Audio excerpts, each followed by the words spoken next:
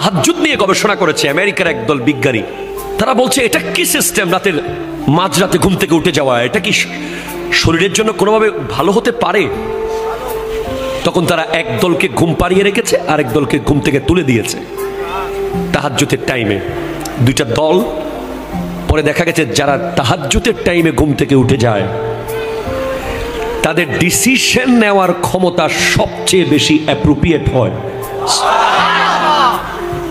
আমার নবী 63 বছর জিন্দেগিতে আমাদের 63,000 বছরের কাজ করে গেছেন, ঠিক কিনা বলেন না?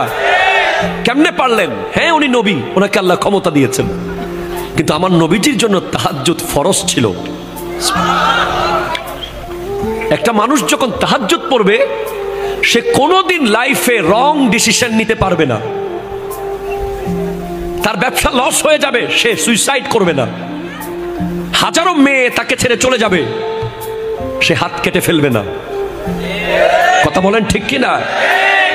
তার সম্পদ নষ্ট হবে, সন্তান মারা যাবে, তার লাইফে যতই ঝড় আসুক, তাহাজ্জুদের মজা একবার যে পেয়েছে।